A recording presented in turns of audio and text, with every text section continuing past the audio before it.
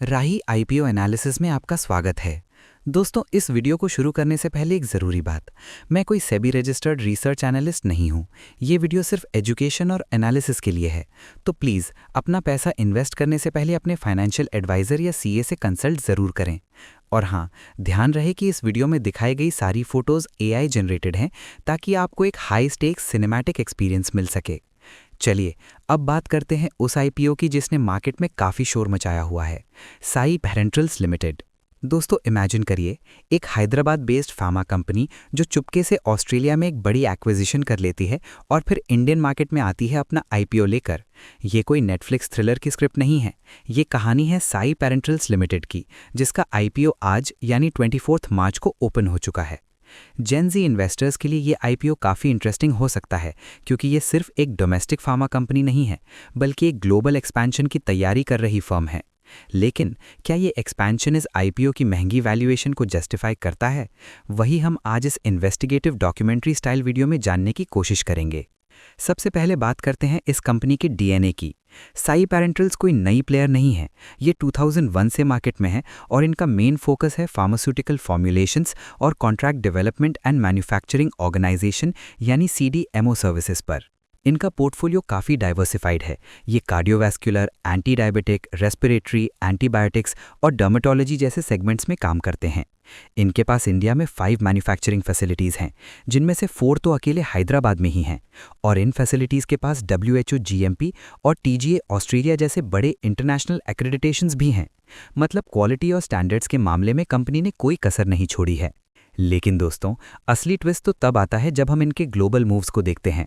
1 दिसंबर 2025 को इस कंपनी ने एक बड़ा धमाका किया।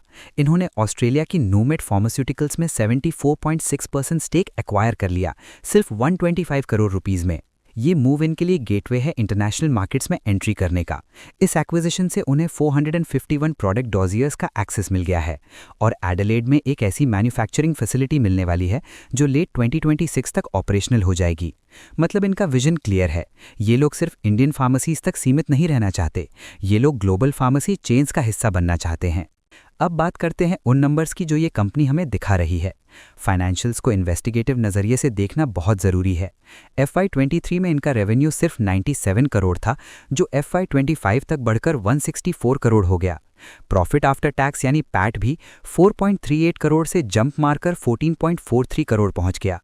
ग्रोथ तो दिख रही है और बोरोइंग्स यानी उधार भी कंपनी ने कम किया है, जो एक पॉजिटिव साइन है। लेकिन ध्यान से सुनिए, सितंबर 2025 के डेटा में इनके मार्जिन्स पर थोड़ा प्रेशर दिखा है। फार्मा इंडस्ट्री में मार्जिन्स ही सब कुछ होते हैं और अगर वहाँ प्रेशर है तो इन्वेस्टर को अलर्ट हो जाना चाहिए। अब आते हैं उस मुद्दे पर जो रिटेल इन्वेस्टर्स को सबसे ज़्यादा चुभ सकता है, वैल्यूएशन। दोस्तों, साई पैरेंटल्स अपना शेयर 392 रुपीज़ के अपर प्राइस बैंड पर दे रही है और इस प्राइस पर इनका पीई रेशियो निकल कर आता है लगभग 111x।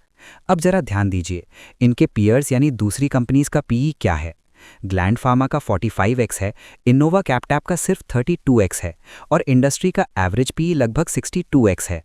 सवाल यह है कि क्या साई पैरेंटल्स इतना प्रीमियम डिजर्व करती है?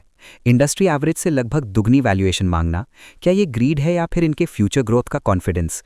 एनालिसिस रिपोर्ट तो साफ कहती है कि ये आईपीओ ओवर प्राइस लग रहा है, क्योंकि वैल्यूएशन ने फ्यूचर ग्रोथ को पहले से ही डिस्काउंट कर लिया है। ग्रे मार्केट यानी जीएमपी क्या कह रहा है?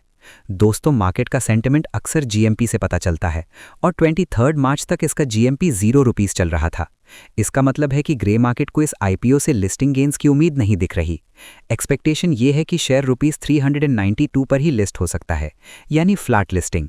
इन्वेस्टर्स जो लिस्टिंग गेन के लिए आईपीओ अप्लाई करते हैं, उनके लिए ये एक बड़ा वार्निंग सिग्नल हो सकता है। तो फाइनल वर्डिक्ट क्या है? साई पैरेंटल्स एक अच्छी कंपनी है जिसके पास स्ट्रॉन्ग फार्मा सेक्टर आउटलुक और ग्लोबल एक्सपेंशन का प्लान है। सीडीएमओ बिजनेस हमेशा से एक हाई मार्जिन सेगमेंट रहा है और उनका ऑस्ट्रेलियन एक्विजिशन इनके ग्रोथ इंजन को बूस्ट दे सकता है।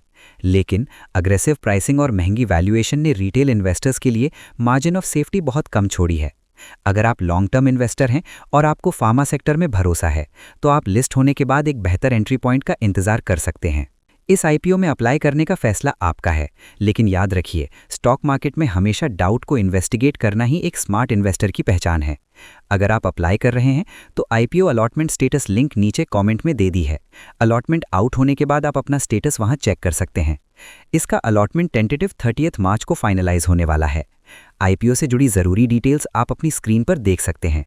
IPO opening date March 24, 2026, IPO closing date March 27, 2026, price band ₹372 to ₹392, lot size ₹38 shares, minimum 14,896 rupees, current GMP ₹0, registrar big share services private limited, listing date April 2, 2026 tentative.